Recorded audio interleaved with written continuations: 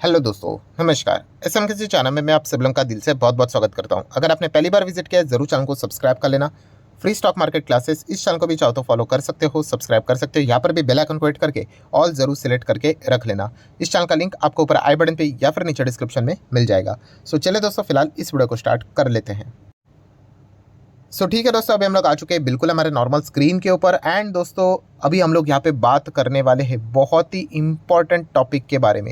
And इस प्रकार के जो टॉपिक है ना दोस्तों, अभी आने वाले जो नेक्स्ट 7-8 महीने जो रहने वाले हैं, बार बार हम लोग को इस प्रकार के टॉपिक देखने को मिलने वाले हैं।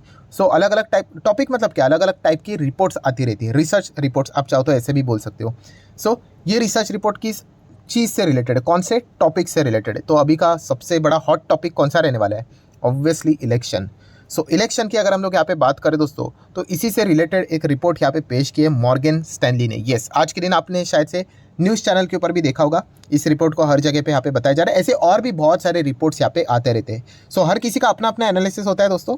तो अगर आप एग्री करते हो, डिसएग्री करते हो, तो मॉर्गन स्टैनली को जाके बोल देना, ठीक है। मैं तो आप लोगों को बस बता रहा हूँ कि उन्होंने रिपोर्ट में क्या क्या प्रेडिक्शंस करके रखे हुए हैं। एंड देखिए, कोई भी रिपोर्ट अगर आप पढ़ते हो ना दोस्तों, ये कोई मतलब ऐसा नहीं होता है कि भविष्यवाणी नहीं होती, उसमें भी बहुत सारे इफ बट कंडीशंस डालने पड़ते हैं, ठीक है। कि ऐसा हुआ तो ऐसा होगा, वैसा हुआ तो वैसा होगा करके, ठीक है। तो ये पढ़ना पड़ता है।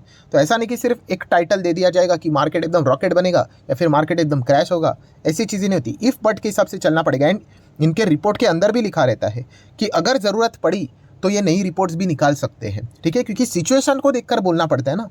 तो ये चीज़ें इंपॉर्टेंट होती है। मतलब कभी भी अगर आप कोई रिपोर्ट पढ़ो तो उसको अच्छी तरीके से आपने यहाँ पे इन चीज़ों को भी कंसिडर करना चाहिए। तो चलिए स्टार्ट कर लेते हैं हेडलाइन के साथ। हेडलाइन में देखिए, मॉर्गन स्टैनली ने बात बोली है कि मॉर्गन स्टैनली की रिपोर्ट ये कहती है कि इंडिया का जो शेयर बाजार है, ठीक है, इलेक्शन के पहले पहले और 10% की रैली दिखा सकता है। अभी इनका ये जो बातें रहते हैं, 10% की रैली की बात उन्होंने जो की है प्री इलेक्शन वाली, वो किस कॉन्टेक्स्ट में की है? तो ऑब्वियसली वो इंडेक्स के हिसाब से बात कर रहे हैं, निफ्टी सेंसेक्स के हिसाब से बात करें। तो अभी निफ्टी कितना चल रहा है उसमें 10% आप ऐड कर दो, या फिर सेंसेक्स कितना चल रहा है उसमें 10% ऐड कर दो। तो उतना उतना वो यहाँ पे क्या कर रहे हैं, रैली एक्सपेक्ट कर रहे हैं।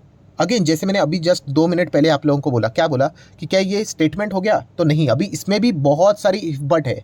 एंड वो क्या क्या इफ बट है तो वो भी मैं आप लोगों के सामने यहाँ पे रखने वाला हूँ, जो कि मेरे साइड से नहीं है, मॉर्गन स्टैनली ने ही ये सारी बातें बोल के यहाँ पे रखी हुई है। तो अगर हम लोग इफ बट की बात करें, ठीक है, तो सबसे पहले मॉर्गन स्टैनली ने ये भी कहा है कि हमारा जो प्रेडिक्शन है उसको मतलब वो गलत भी जा सकता है। कौन कौन से ऐसे फैक्टर है जो कि रिस्क यहाँ पे इन्वॉल्व लेकर चलेंगे? तो सबसे पहले मॉर्गन स्टैनली ने ये कहा है कि देखिए, ग्लोबल स्लोडाउन अगर हो जाता है कुछ, तो ये एक सबसे बड़ा रिस्क है। ग्लोबल स्लोडाउन मतलब आप यहाँ पे प्रेडिक्ट कर रहे हो कि इलेक्शन से पहले मार्केट अच्छा करेगा करके, बट ग्लोबली क्या होगा वो आप प्रेडिक्ट नहीं कर सकते। क्या होगा मतलब, मान लीजिए पुतिन ने किसी के ऊपर बॉम्ब अटैक कर दिया, ठीक है, कुछ भी हो सकता है ना। क्योंकि अगर आप आरजे सरकार, राकेश झुनझुनवाला जी का अगर आप पुराना इंटरव्यू भी देखोगे तो उन्होंने कहा था कि 2030 तक, यस आप चाहो तो गूगल करके देख लेना, 2030 तक हमारा निफ्टी 1 लाख तक जाएगा। ये उन्होंने बोला था, मैंने नहीं बोला था, आरजे सर ने बोला था। तो उनको भी ये पूछा गया कि आपने ये प्रेडिक्शन किया है कि 1 लाख तक जा सकता है करके, तो ऐसे कोई चीज़ें कि आपका प्रेडिक्शन गलत कर दे। तो उन्होंने भी यही जवाब दिया था कि ग्लोबली जो चीज़ें रहती है, जियोपॉलिटिकली चीज़ें, वो कुछ ऐसी चीज़ें हो सकती है जिसके चलते दिक्कतें आ सकती है। क्योंकि ग्लोबली क्या चलेगा किसी को कुछ पता नहीं, ठीक है। एंड उसके बाद आपने देखा होगा ये रशिया यूक्रेन भी वॉर स्टार्ट होते हुए देखने को मिला। एंड 1-1.5 साल तक हमारा मार्केट वही का वही रहा, ठीक है, ग्लोबल मार्केट वही के वही रहे।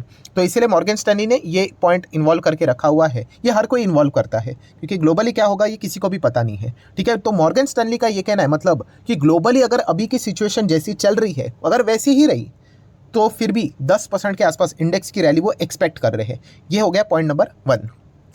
देन पॉइंट नंबर 2 ऐसा कौन सा है जो कि मॉर्गन स्टैनली के प्रेडिक्शन को हार्म कर सकता है? तो वो है दोस्तों यहाँ पे अमेरिकन बाज़ार। यस, अमेरिकन बाज़ार पूरे दुनिया भर के बाज़ार को इन्फ्लुएंस करता है।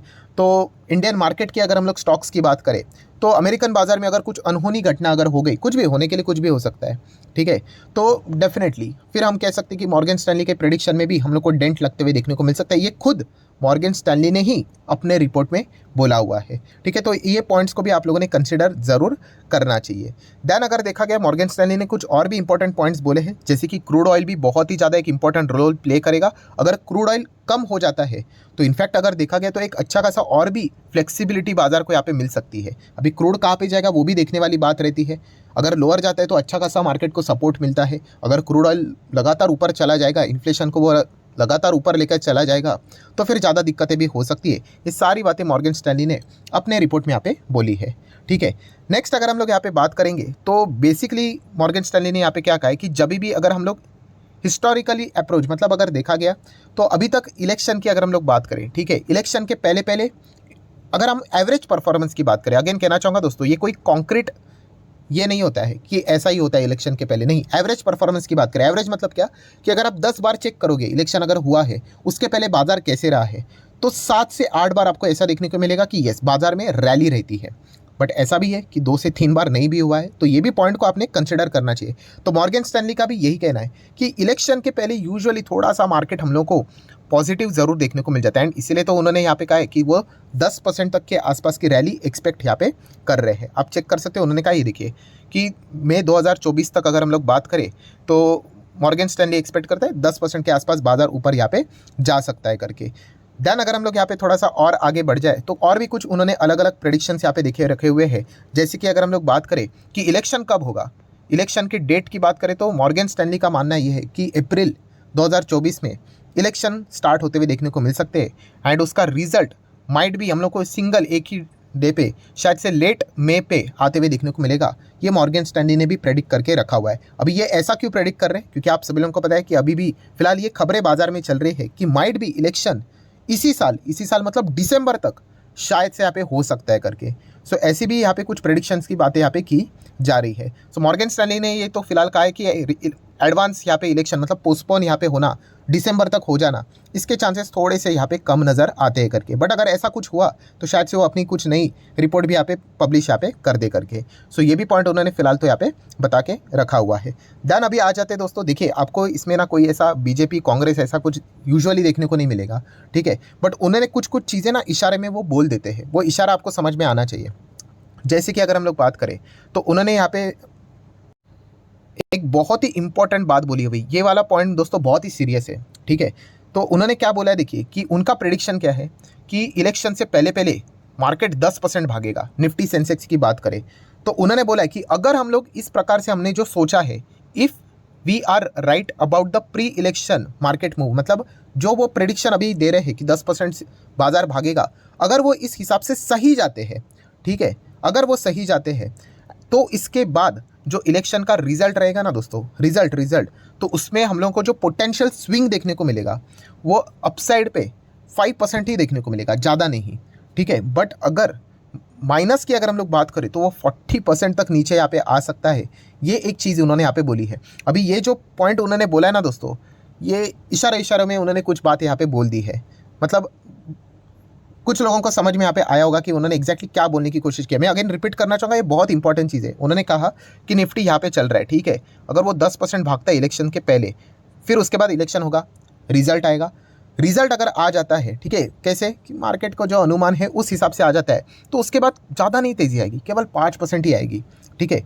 बट अगर अनुमान के हिसाब से अगर चीज़ें नहीं होती है तो 40% तक डाउन आ सकता है। ये पॉइंट उन्होंने फिलहाल तो यहाँ पे बता के रखा हुआ है। सो ये कुछ लोगों को समझ में आया होगा इशारे में उन्होंने क्या बोला है करके, ठीक है। देन अगर हम लोग नेक्स्ट अगर बात करेंगे, अभी आप बोलोगे इतना उन्होंने डाउनफॉल की बात यहाँ पे क्यों की है, तो दोस्तों इसी से रिलेटेड रेफरेंस उन्होंने नेक्स्ट पैराग्राफ में भी दिया है कि 2004 में जो इलेक्शन आया था ना, 2004 में जो हुआ था, ठीक है, वो मार्केट ने जो प्रेडिक्ट किया था ना उसके अगेंस्ट आया था, ठीक है। देखिए मार्केट को एक समझ में आता है, देखिए हर एज अ इंडिविजुअल आप में हम किसी का अपना अपना ओपिनियन अलग अलग हो सकता है, ये आना चाहिए, वो आना चाहिए, ये रहना चाहिए, वो रहना चाहिए, बट एक मार्केट को एक अंदाज़ा रहता है कि कौन आता है करके, ठीक है। एंड सबसे मेजर चीज़ होती है कि मार्केट को मेजॉरिटी चाहिए होती है, ठीक है। सो उसके हिसाब से अगर देखा गया 2004 में ना एक प्रेडिक्शन किया गया था कि ये जीत कर आएंगे करके, बट वो जो प्रेडिक्शन था उसके अगेंस्ट रिजल्ट हम लोग को आते हुए देखने को मिला, and market 17% single trading session में हम लोग को क्रैश होते हुए देखने को मिला था।